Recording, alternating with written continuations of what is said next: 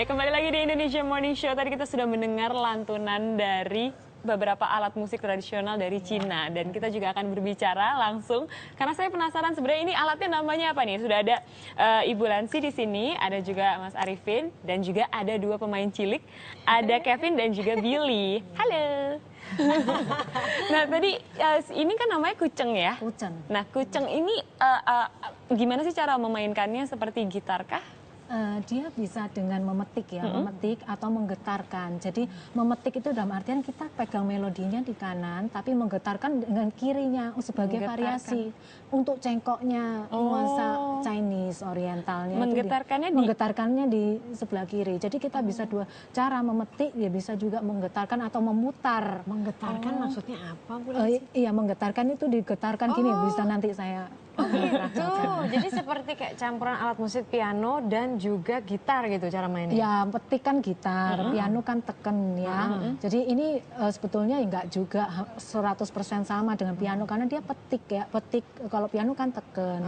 Ya, hampir serupa dengan gitar lah. Apa yang membedakan? Petikannya ini ya? Iya, karena saya nggak punya kuku kan. Ya, kita medianya untuk supaya dia bersuara, mempunyai produce suara yang bagus, kita harus pakai alat bantu. Namanya ini apa kuku kucen. Ya, kuku ini dari ini kura-kura kulit kura-kura tempurungnya itu. Lalu bedanya dengan alat petik lain apa?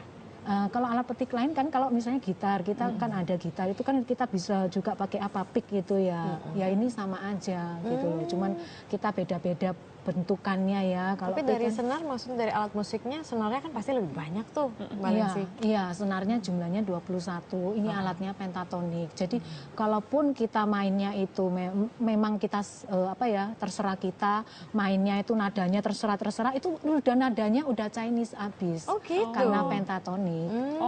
Jadi unsurnya udah memang Chinese gitu. Tapi kita tidak menutup kemungkinan kalau kita bisa main lagu nanti yang kita mainkan lagu daerah dari Indonesia gitu, kita bisa mainkan juga gitu. Bu Lansi kan sudah mengajarkan alat musik kuceng ini. Sekarang sudah mengajarkan selama 4 tahun. Iya. Dan salah satu muridnya adalah Kevin. Iya, Kevin salah satu murid saya. Kevin sudah berapa lama belajar kuceng?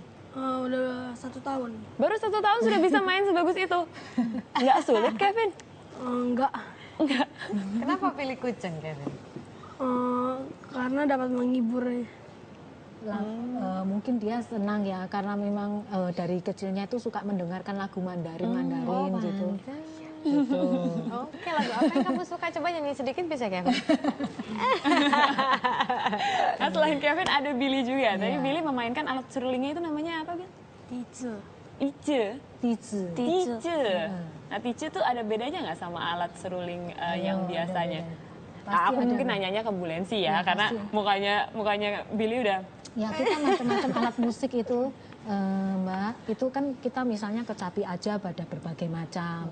Tice aja juga berbagai macam. Gitu. Ada yang dipegang secara ini ya, ada yang begini, itu juga macam-macam. Jadi di sananya aja berbeda-beda, apalagi yang pegang.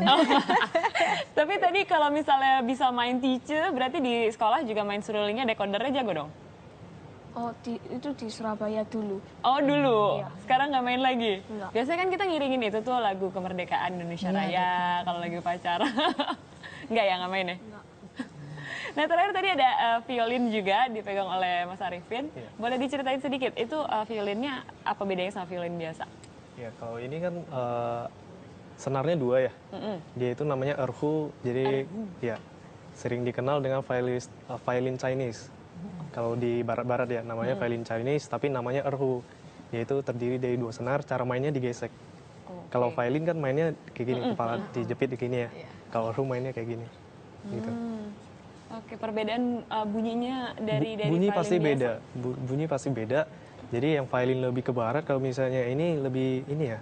Ke oriental. Ada cengkoknya lagi. Ya, cengkoknya lagi. Lebih ke susah feeling itu gitu. membentuk cengkoknya itu. Cengkoknya? Cengkok Chinese-nya itu susah membentuk itu. Tekniknya seperti apa? Tekniknya semua dilentikan jari ya. Feeling dari feeling. Really? Iya. Jadi apa yang dirasakan sama Arifin ketika memainkan untuk membuat cengkok itu? Tergantung suasana hati juga ya. Oh, iya? Iya. Aha. Punya Kalau pengalaman misalnya, pribadi nggak? iya, kalau misalnya lagi buru-buru pasti mainnya pasti nggak bagus. Harus santai, relax, mainnya pasti bagus. Apa yang dipikirkan ketika bermain? Agak tenang gitu.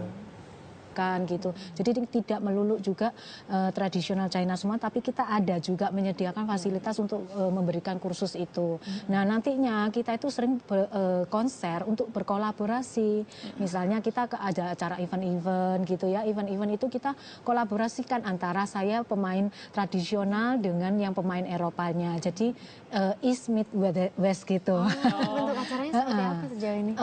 Kita sih selama ini udah manggung-manggung dari misalnya kayak ada acara event-event ya seperti Imlek ini, nanti kita juga akan manggung di salah satu pusat perbelanjaan mall di Jakarta Barat. Nah kita juga biasanya diundang-undang acara gathering juga bisa gitu. Terus berbagai acara-acara lainnya juga kita bisa menerima gitu. Oke. Kalau mau ikutan bergabung untuk Boleh belajar aja kucing? Mbak, diskon. Oke. Lumayan. Oke, terima kasih semuanya Iya, sudah datang. Kongsi. Thank you, see. Nah, sebelum kita melihat performance lagi dari Miracle Music School, kita lihat dulu tayangan berikut ini.